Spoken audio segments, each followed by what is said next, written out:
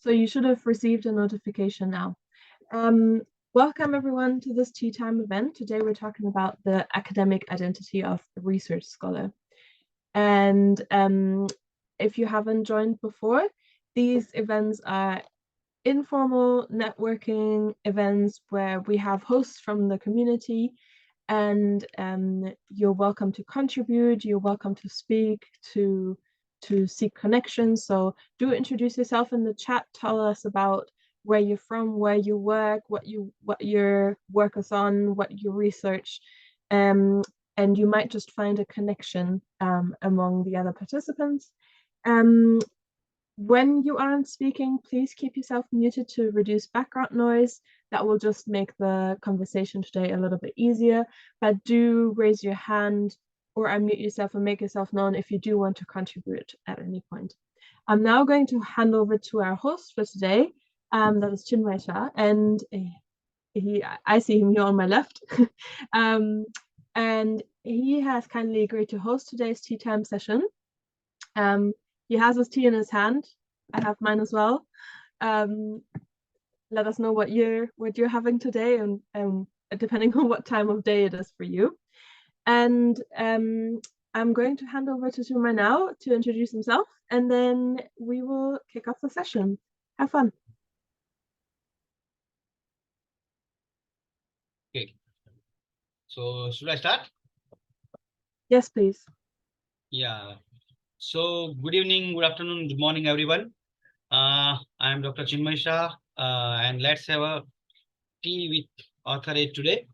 And see, as per the schedule, initially I am going to discuss few things regarding our today's topic, that is digital academic identity. And afterwards, I will be happy to have involvement of all of you in this interactive session. So let's me start sharing my screen.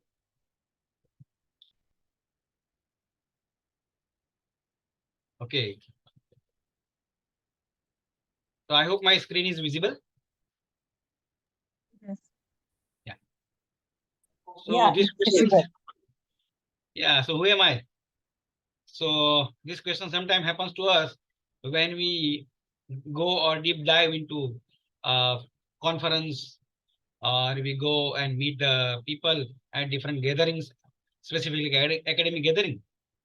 And then sometimes we try to search in the Google that who am I? Let's look into the people's view, that who am I on the view of Tabitha or Nadika or Amrish.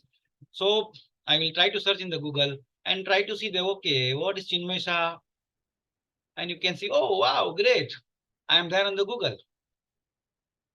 So there are different, see, Google is going to get everything from anything, places, any different places, they are going to get it. But when you are there on the Google, you should see that how your digital identity appeal to others. And that is all about what we are going to discuss today. Okay. Now, as it happens anytime that when you search and it results in the wrong people, I search Chinmay and it becomes Chinmay who is in America. I am in India. Did you search result leads to a wrong resources? And did you get your name at some place where you haven't gone before? Okay.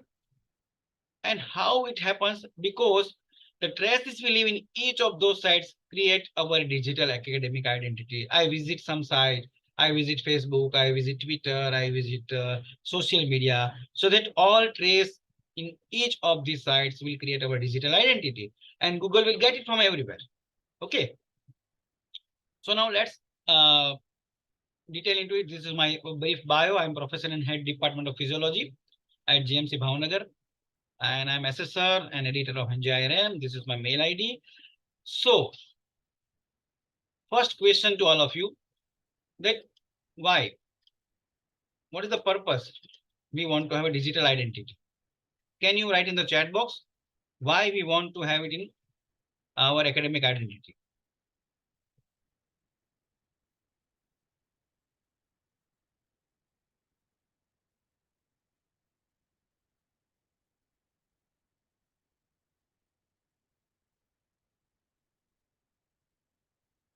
Can we have a few response?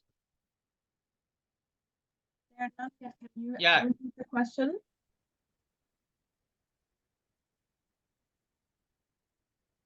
Chinmay, could you repeat the question? Yeah, my question is why we need an academic identity, or if in your view, if you know there are some places where you can have your academic identity, please share. Okay, so we have a response that to differentiate between authors and even if they share the same name. Okay, to access many online resources. Okay, good.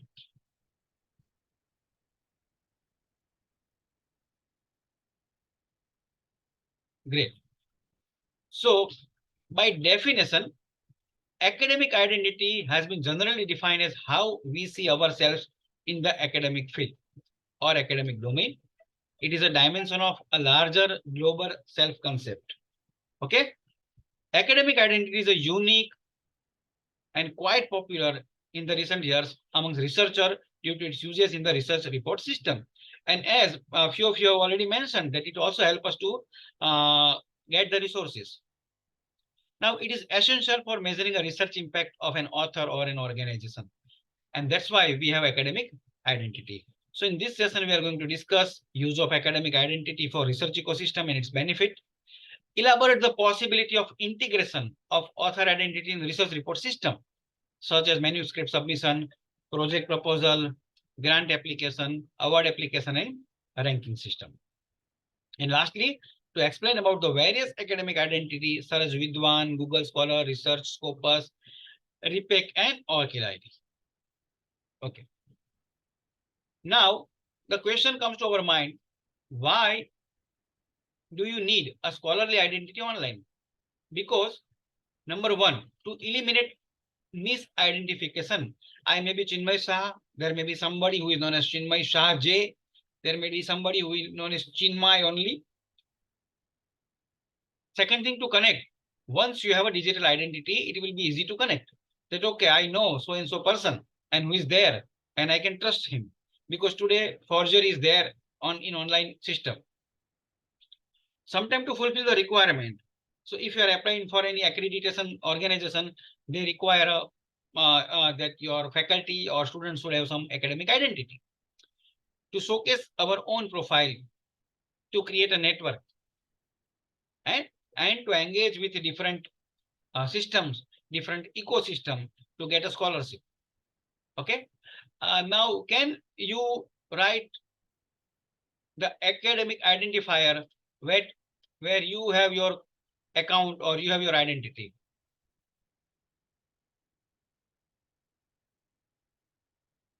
Can you write in the chat box or you can speak out? That too. Yes, one is ResearchGate. Excellent. ORCID.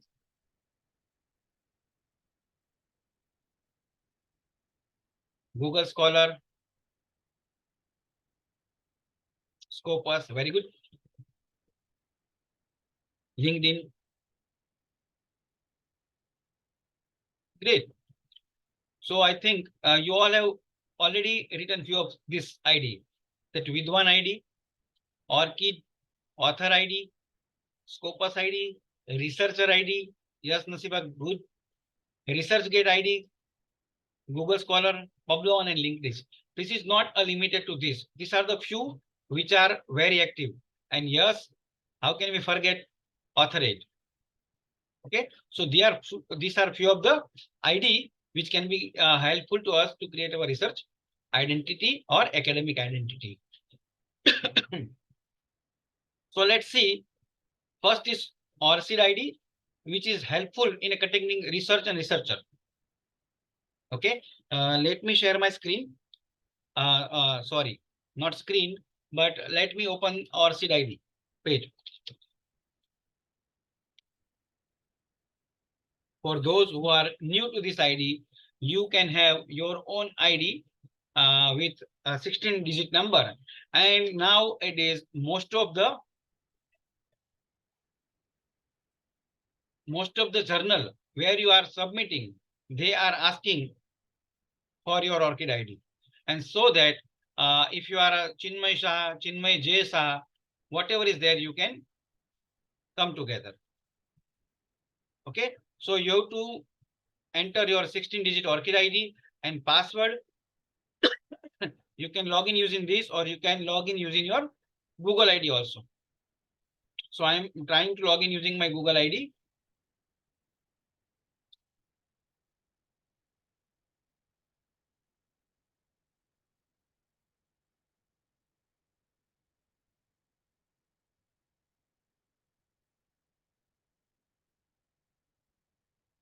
So it is good that nobody will be able to misconduct it because it is a two-step verification.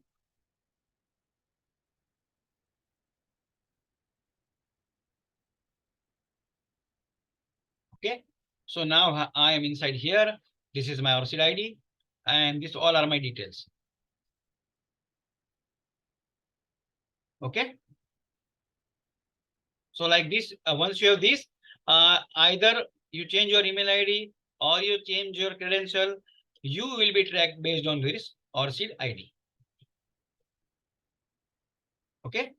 The second is, so as I said, ORCID ID is used by publishers, by research society, by database, and for impact metrics. It is used by open access repositories and for preprint servers, funding agency, and research information management system. So once you have one ID, it will be helpful to you at all these places. Okay. Then same way you can have a Scopus ID. You have to go to scopus.com. Okay. You have to go to scopus.com. Let's try.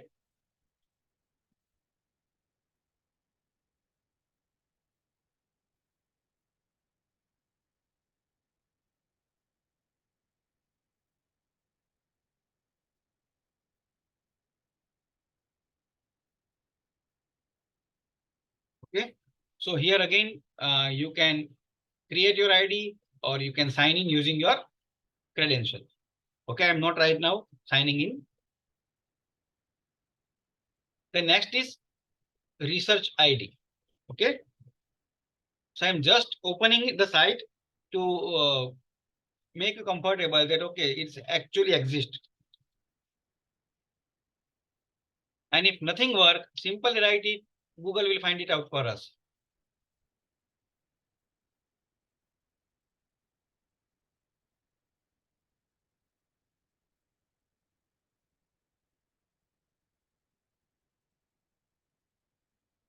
Okay, can you see this? So here again, you can log in here. You can register and forgot password as there is all other. You can register as an expert, and it will helpful to us to fetch your publication from Scopus and SCIE. Okay. So sometimes it happens that people ask you that, can you share your publication list? You can just share your this ID and they will get everything. Then going to the next, ResearchGate. I think everybody is aware of it. So I'm not going into the detail of it. So this is ResearchGate. Then Google Scholar. Okay. Now one most important benefit of Google Scholar is it is everybody has a Gmail account. Okay.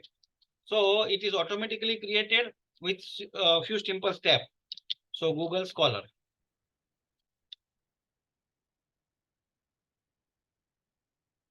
Open it. Okay. And go to my profile. So if you are first time here, you just have to click on few of the steps that you have to verify your email ID, verify your identity, and Google Scholar will create your profile. So I will click on my profile.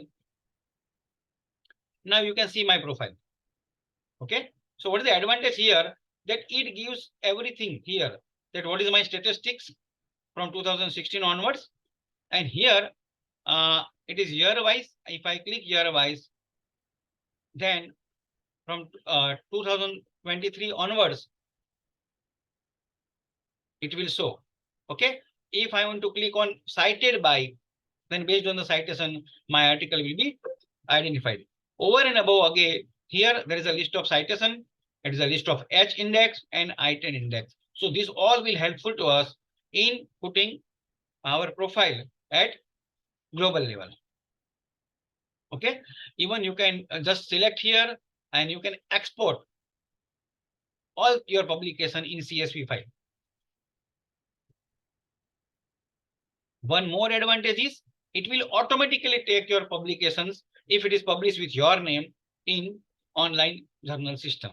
Okay, so I have just exported everything, and if you click on the citation, you will be able to see all your articles. Okay. Yeah, any questions to anyone?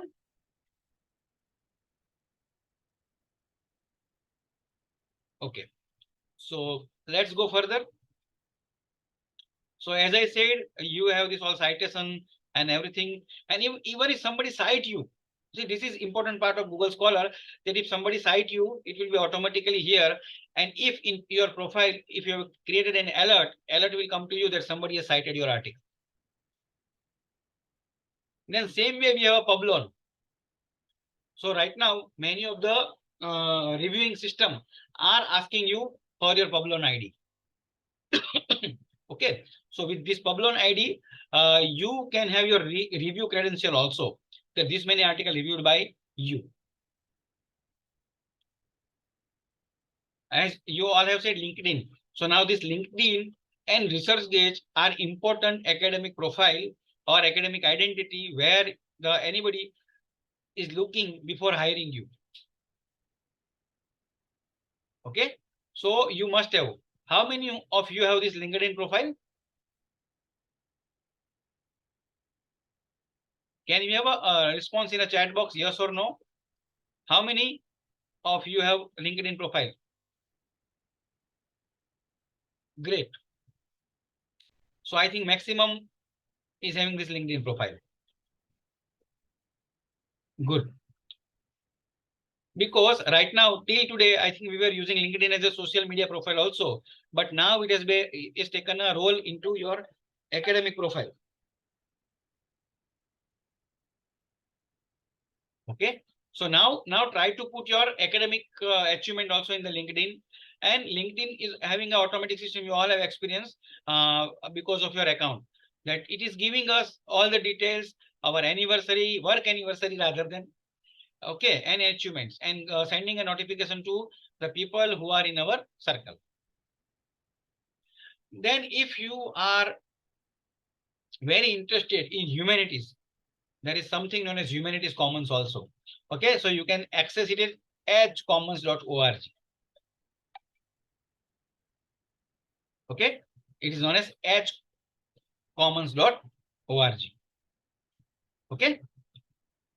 Now, in India, this is because I'm from India, I know this. UGC, University Grant Commission, also has something known as Vidwan ID. So anybody, those who are attending here, if they are from India, they can also create their ID in the Vidwan. It is by Ministry of Higher Education. Okay, so you can add your awardee, you can have your expertise in a PG, even you can meet the professor. Okay, and this will be helpful for NAC and NIRF ranking, which prevails in India. Okay, so what are others? As I said, this is not the limited. Others are academia.edu, Microsoft Academics, RxC, AuthorID, author claim, ERA common username, PMC ID, digital DAI, VIAF, that is virtual international authority file, current research information system. So there's a lot many where you can have your ID. Okay, so which things you will keep in mind? Okay, so which profile to maintain? So when you are looking at different profiles, you have to see that you have to look into connectivity of that particular ID, transparency of the ID, privacy, discoverability, collaboration, and compliance with the existing system. So whenever you want to maintain any of the ID, because sometimes we think that how many ID I should maintain. So based on this, you have to finalize your own preference and you can maintain the ID. Okay. Now there are few dangers. Okay. And so now I invite all of you. To please share your views on the dangers of this academic ID and then your own share or view regarding this academic digital identity. So I will stop sharing for a while and now we can, it's open for the discussion. regarding your view, your input, or any suggestions. I will definitely sharing a link into the chat box of all the IDs. So those are my 2 points, and I'll shut up. That's great. Very helpful.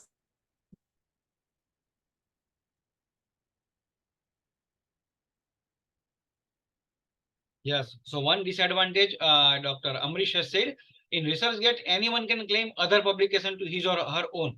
Definitely. Yes. Any other disadvantage?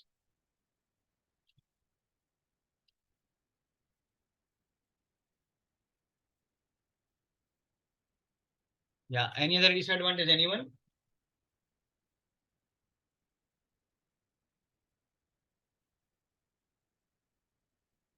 Yeah. I love as because this is a tea time. It's not a didactic lecture. So I would like to have a response from the participants, please.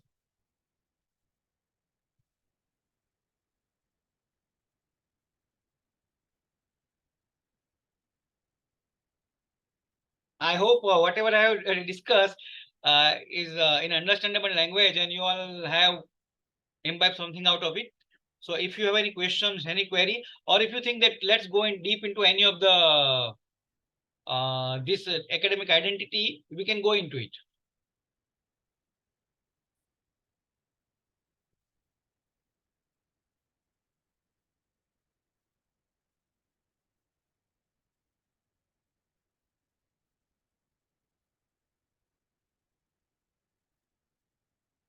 Hello, Professor. Yeah. Am I audible? Yeah, I'm Yeah. Nadika from Sri Lanka, and it is very happy to join with this forum. And this is just I wanted to know: is there any digital system that you are recommended to the academic people in their world, just like as Google Scholar or something like that? Yeah. So right now, if we look at the system which is going around the globe, people are right now looking at your ResearchGate profile. Okay. And Yes, yeah. ORCID ID. So that two are must now. So in today's era, if you want to collaborate with the people, if you want to network with the people, let's have ORCID ID. It is pronounced, sometimes somebody will pronounce it ORCID, some will pronounce it ORCID. So that ID is it must, because most of the journal system are asking it, because they also now want to link it with your profile. So I will recommend minimum 2, ORCID and ResearchGate and Google Scholar. So these 3 should be there. Yeah, okay. Thank you very much. Thank you. Thank you. Yeah, welcome. Yeah, Amrish has also said that research data can be stolen by others, though it is a rare, but it happens sometimes. Yes.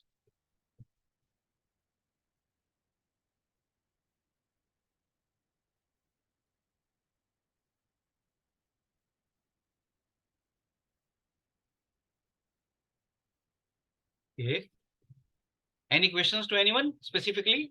If you not have any suggestion or anything, any questions?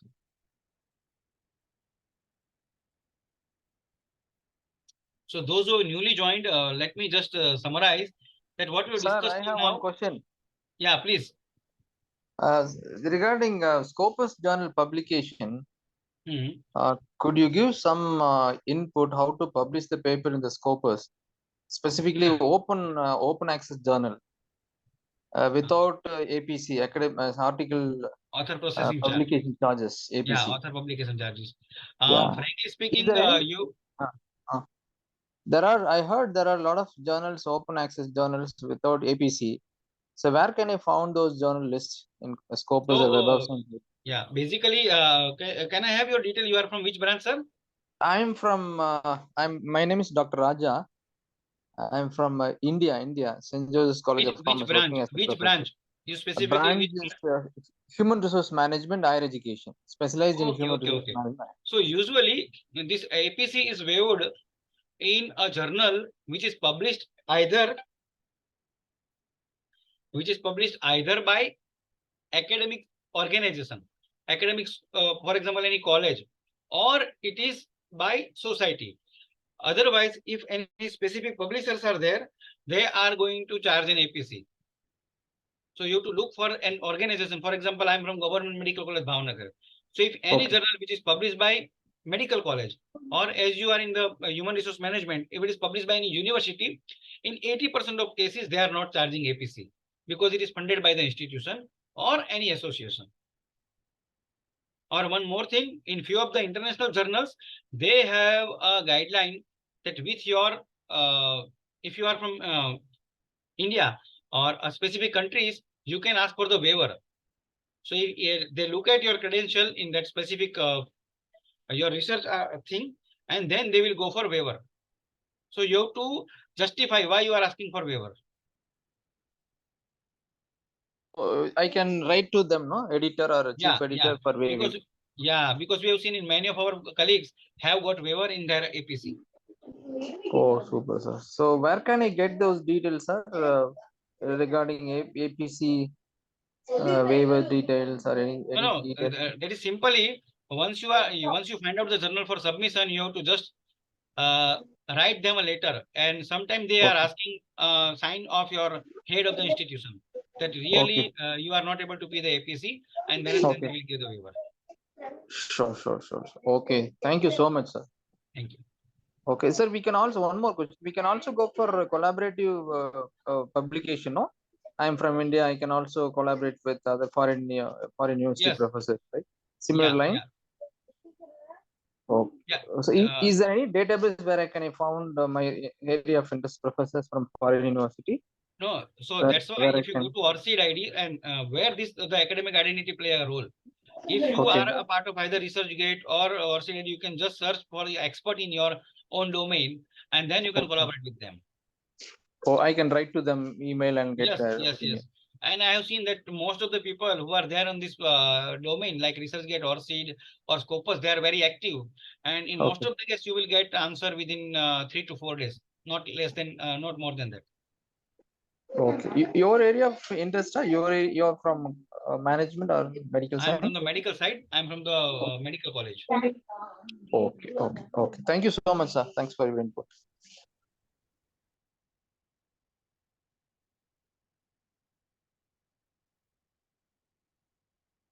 Yeah. Okay. Any other questions? Okay, let me ask you one question as I'm getting one in the chat box. That how many of you are aware of Creative Commons? Because right now we are discussing that anybody can claim our publication or our, what we can say, our intellectual property. So sometimes the journals are having a copyright in that particular journal, and if it is not open access, you can't get it. Here again, if you are in specific identifier or seed or ResearchGate, you can ask that publication to an author and they can provide you. So as I was asking, do you know any other ways other than copyright to control your publication or your rights on your intellectual property, and you are allowing others to use it with your name? Anybody? What is that is known as?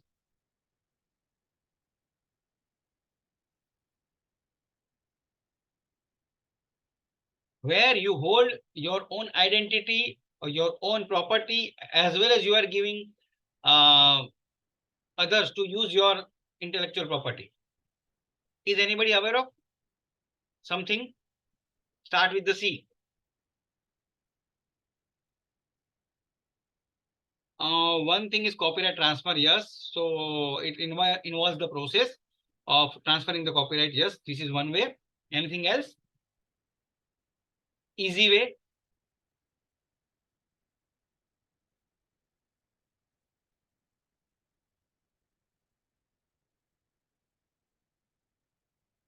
Okay. How many of you have heard about Creative Commons?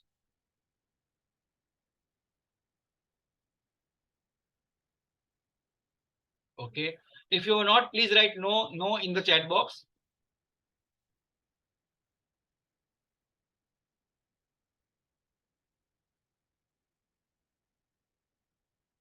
Okay.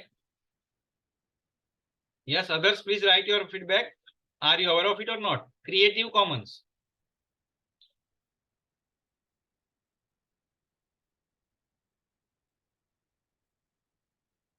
Okay.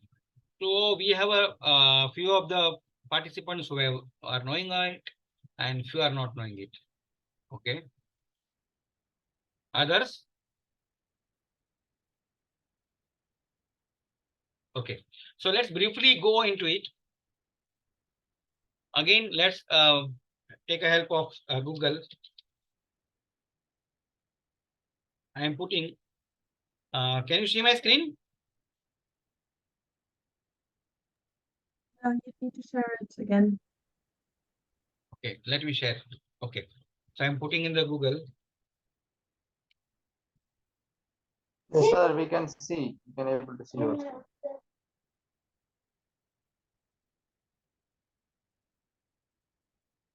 Okay, so this is an initiative which is known as Creative Commons.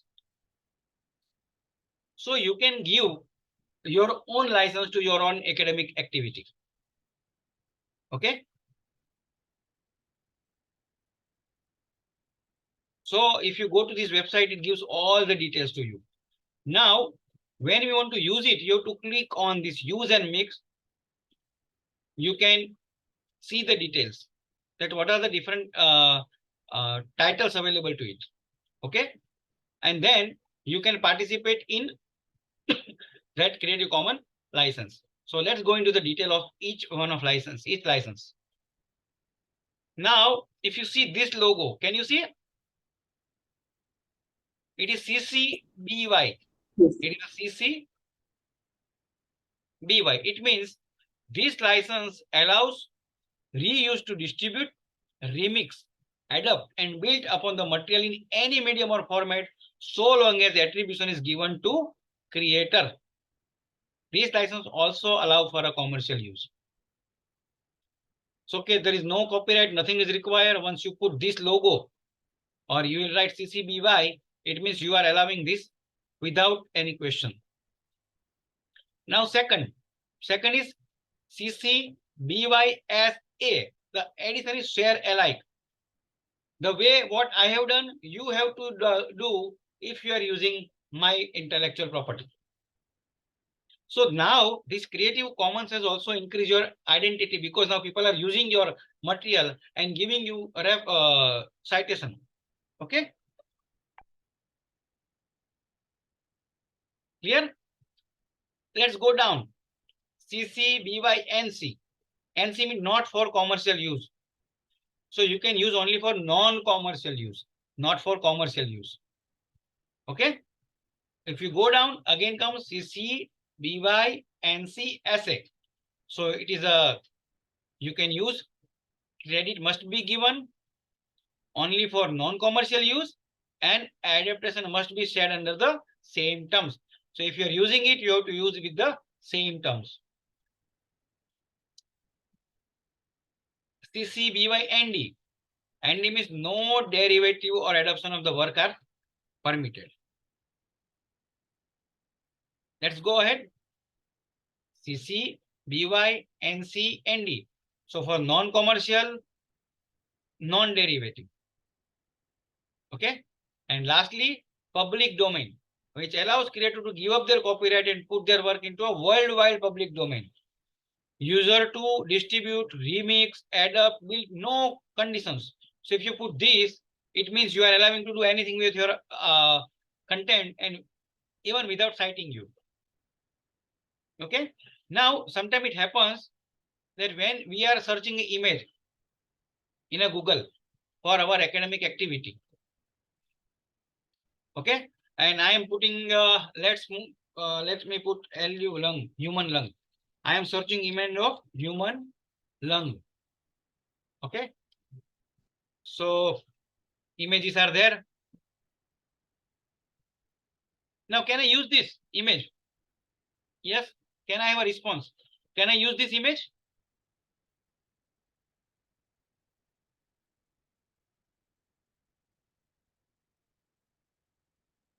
Yes. Can we have a response? I want to use this image for my research publication. Can I use it?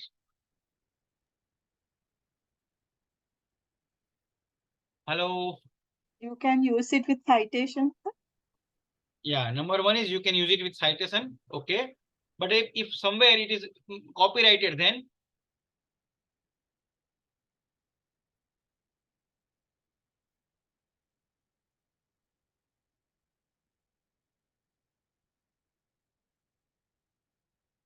okay. Sometimes it happens that you can write a mail that please permit me to use this image. But if you go here in a tools, there is something known as user rights. And if you click here Creative Commons license, you will get the images which you can use it with the Creative Commons. So now no permission is required, but you have to follow the rule which is there as per the Creative Commons. Okay. Any questions?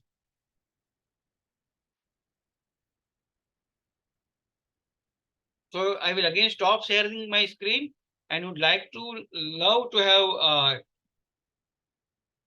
inputs from the participant.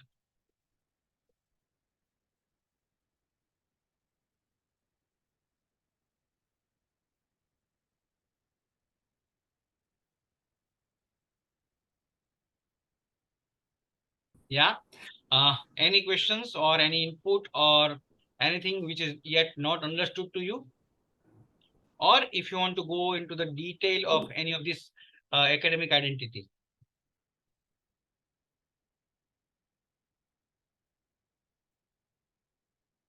Okay, the question is, what is the CCL rules and regulations? See, as I said just before few minutes, Creative Commons license, you are making your own rule. Okay, you are making your own rule. For example, I'm publishing one article and I want to publish it under CC BY essay.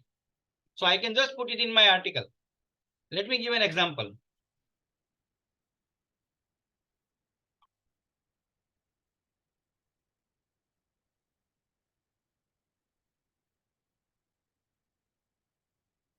For example, this is the article.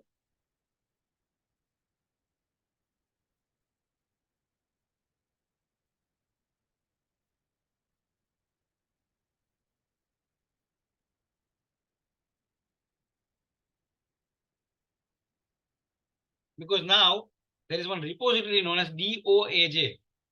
So if you want to have your article or journal in that DOAJ, you have to give a Creative Commons license for your readers.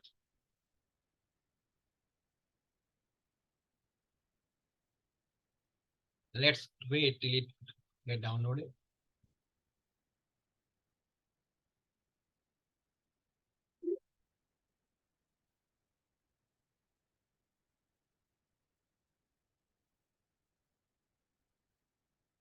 So can you see this?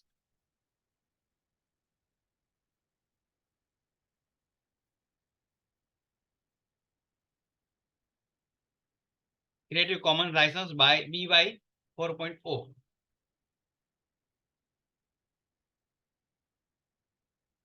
Okay.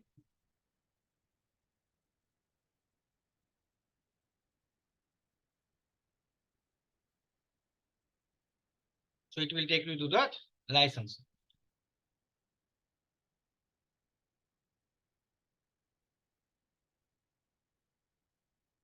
Oh, screen was not shared. Sorry.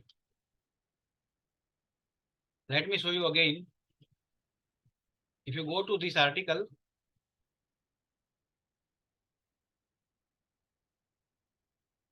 can you see this?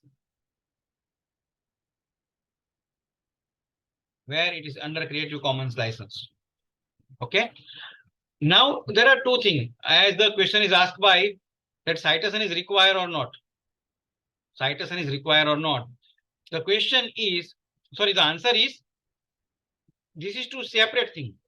One is the copyright and second is plagiarism. So you need to cite it to avoid the plagiarism.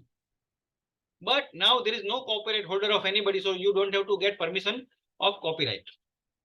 Okay, so you need to cite to avoid the plagiarism, but there is no need to give take permission or asking for permission. You can use it without any further delay, but you have to cite to avoid the plagiarism.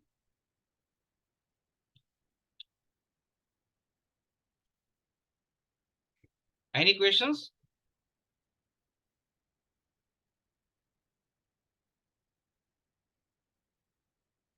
Okay. So, Tabitha, any input from your side? Because I don't think any questions are there in the cohort. I'm wondering if any of you have any questions about building an academic identity, now that you have someone here that is an expert on it, or have you faced any challenges? What have your experiences been with your academic identity online? You can also just share your own experiences.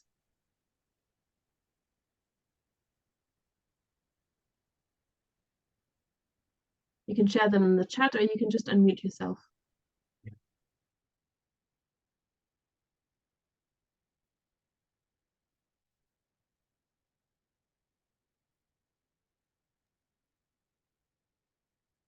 So this is not a question actually, sir. So I also came to know about the digital commons, but Creative Commons, but so this is the first time I also learned to find the that the copyright regarding the photographs. So thank you very much. It's a new information for me.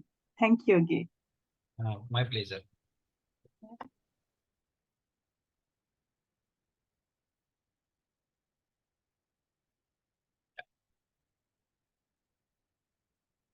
Okay.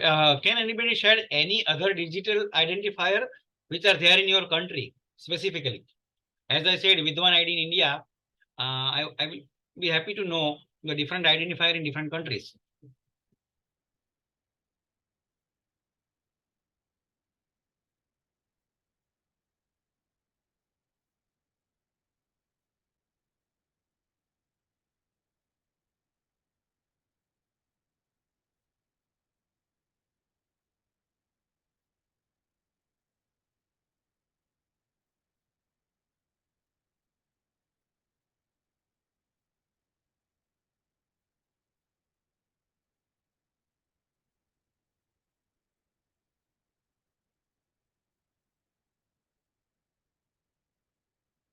Yeah, any question? Yes.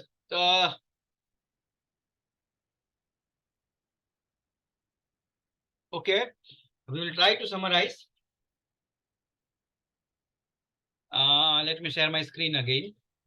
And so what we discussed.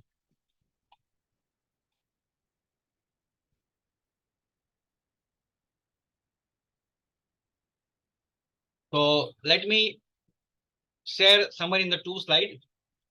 Number 1 is why the academic identity is required. Because it is a need of an hour. It helps us to measure the research impact. And it helps us to eliminate misidentification. It helps us to connect. It helps us to fulfill the requirement. It helps us to showcase our academic activity. It helps us in networking. It helps us in engaging. And these are the few common academic identifier which you should have. And if you want to have 1 or 2, then ORCID ID, ResearchGate, and Google Scholar are must in your pocket. So it will help us to grow your identity, help us in networking, and also help you in submitting your article for publication. So I think this is the summary of our today's session. If any questions are there, we can take it. And over to Tabitha for further proceedings. Thank you so much, Chinmay. That was a great session. Thank you for volunteering your busy time to share this with all of you, with all of us, I mean. I also want to thank everyone for coming to the session and participating. As always, the recording will be shared online on YouTube. If you don't follow us on YouTube yet, look for us on there. Let me actually share the link.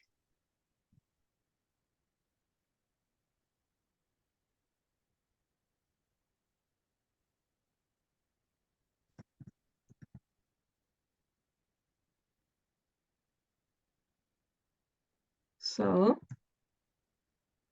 in the chat box, you'll find our YouTube channel. We share all of our webinars and tea times on there. So just subscribe and then you'll get a notification when that is uploaded. Also make sure you follow all our social media. Someone just asked how to send an email to all who join the Google group. I can show you very quickly if you want. So to those of you who don't know, we have a Google group for AuthorAID where people share, you know, different questions, requests for help. I'm just going to share my screen.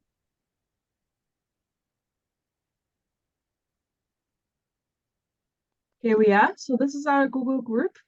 And the way you send an email to all, so this is a mailing list, is you click on New Conversation, and then it is as if you were to write an email, but it goes to everyone on that list. And you can see we have 3,078 members on here. So do be conscious of what you write because it goes to over 3,000 people. And then you can put your subject line and put in your request or whatever you want to share. You can also offer your help to people, but do try to be as detailed as you can in your requests and in your email, because again, it does go out through over 3,000 people. And if you do look for sort of a collaborator, someone to network with, or for help in your field, make clear what your request actually is. So that's how you write an email. I hope that answers your question. If you haven't yet, sign up with AuthorAID for free. So you can set up your profile on AuthorAID and create your academic identifier on there.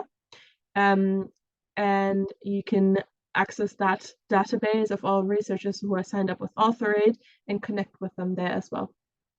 So that is the end of the session. Thank you again for coming. Thank you so much to Chinmay for leading us through today. And we'll see you next time.